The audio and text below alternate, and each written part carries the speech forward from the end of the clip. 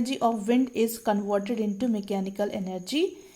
Then B part का answer है the minimum value of wind velocity is 15 kilometre per hour. Next question number 9. List 3 main hazards of nuclear power generation. ये answer आपको page number 159 पे मिलेगा.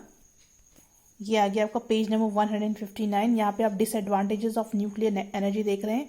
इसके 3 points, first, second और third point आप लिखेंगे आंसर के फॉर्म में, right. Next question number 10. What is nuclear energy? How is nuclear energy generated? तो फर्स्ट पार्ट का आंसर आपको पेज नंबर 158 पे मिलेगा. सेकेंड पार्ट के लिए पहले आपको लिखना है nuclear energy is generated through nuclear fission, और उसके बाद आपको न्यूक्लियर फिजन की डेफिनेशन लिखनी है जो कि अगेन पेज नंबर 158 पर ही मिलेंगी, राइट. तो क्वेश्चन नंबर 10 का जो ए पार्ट है उसके लिए आपको न्यूक्लियर एनर्जी जो कि पेज नंबर 158 पे दिया हुआ है, इसकी डेफिनेशन लिखनी है. जो आपको बोल्ड से दिख रहा है ये आपका फर्स्ट पार्ट हो गया, और नीचे न्यूक्लियर फिजन पे दिया हुआ है, इसका भी जितना भी बोल्ड से लिखा हुआ है वो सारा आपको नोट डाउन करना है. तो ये बी ए पार्ट हो गया और ये बी पार्ट हो गया. Question number 11. What do you mean by degradation of energy? Give 2 examples to substantiate your answer. तो ये आंसर आपको पेज नंबर 162 पे मिलेगा. तो यहाँ पे आप देख सकते हैं एनर्जी डिग्रेडेशन का टॉपिक दिया हुआ है, और इसमें बिल्कुल आप बॉटम पे आ जाएंगे. लास्ट की जो 2 लाइंस हैं, सेकंड लास्ट जो लाइंस हैं ये बोल्ड से लिखी हुई है, ये आप नोट डाउन करेंगे. ये फर्स्ट पार्ट का आंसर हो गया. सेकंड पार्ट के आंसर में आप ये 2 पॉइंट्स लिखेंगे, राइट. और ये 2 पॉइंट्स आपके सेकंड पार्ट का आंसर है. Next question number 12. Right 2 advantages and 2 disadvantages of hydro energy. ये आंसर आपको पेज नंबर 155 पे मिलेगा. तो यहाँ पे हम देखेंगे एडवांटेजेस दिया हुआ है, ये हाइड्रो पावर प्लांट है, इसी के नीचे एडवांटेजेस दिए हुए हैं. तो एडवांटेजेस में आप ए और सी लिख लेंगे, ये 2 पॉइंट्स लिख लेंगे. डिसएडवांटेजेस आप नहीं लिखेंगे क्योंकि आप ऑलरेडी इसको आंसर नंबर 20 में लिख चुके हैं शॉर्ट में, इसीलिए आप लिमिटेशंस या डिसएडवांटेजेस नहीं लिखेंगे. सिर्फ एडवांटेजेस के ये 2 पॉइंट्स ही आप आंसर नंबर 12 में लिखेंगे.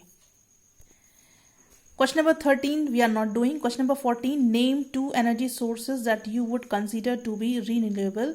Give a reason for the justification of your answer. Answer number 14 is the 2 energy sources considered to be renewable are sun and wind. Justification के लिए आप ये 2 points लिखेंगे. Sun. The energy derived from the sun is known as solar energy. The sun has billions years more to burn. Therefore, solar energy is a renewable source of energy. Second is wind. Wind energy is derived from fast blowing air. Since the heating of the earth will continue forever, therefore wind energy will also be available forever.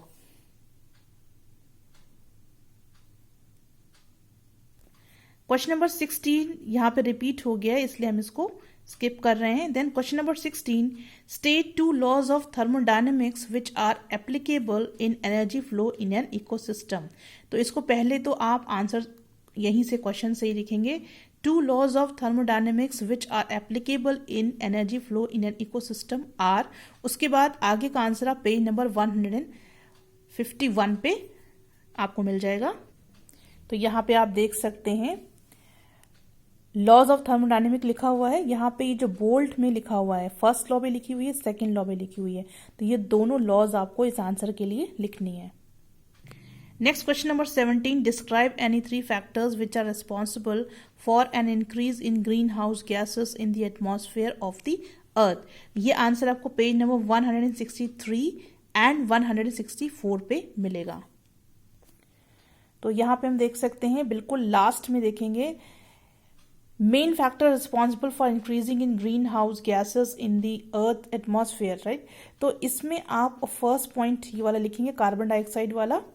Then next page पे यानी कि page number 164 पे आप लिखेंगे second point और third point. ये पूरा आपको लिखना है, right. Carbon dioxide gas, methane gas और रेफ्रिजरेंट गैसेस, इन तीनों को आपको लिखना है. Next question number 18. State any 4 effects of global warming which are clearly visible. तो ये आंसर आप यहाँ से लिखेंगे 4 effects of global warming which are clearly visible are, then page number 164 पे इसके आगे का आंसर आपको मिल जाएगा। यहाँ पे देखिए हेडिंग लिखी हुई है visible effects of global warming on life on the earth. तो इसमें आपको 4 ही पूछे हैं, तो 2, 3, 4, 5 ये चारों पॉइंट्स आप लिख लेंगे, right. So this is your answer number 18. Now last question of this chapter is question number 19. What is carbon tax? What is its significance? इसका सेकेंड पार्ट भी हम पढ़ लेते हैं, फिर इन दोनों के आंसर्स हम देख लेंगे। B. Why is it essential to control growth of world population? Answer is a carbon tax is a government fee imposed on companies that burn coal, oil or gas.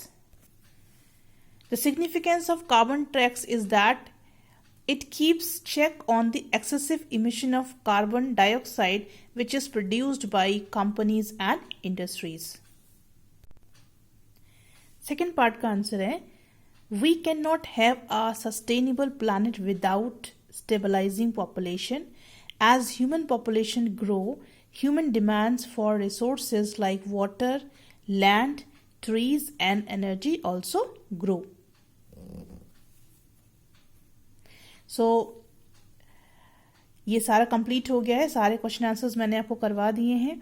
आप अपनी फेयर कॉपी में ये सारे question answers लिखेंगे and इसको अच्छे से learn करेंगे फॉर द फ्यूचर एग्जाम। जब भी एग्जाम होगा उसके लिए आप पहले से ये सारे क्वेश्चन आंसर्स कॉपी में लिख के याद कर लेंगे। Thank you very much.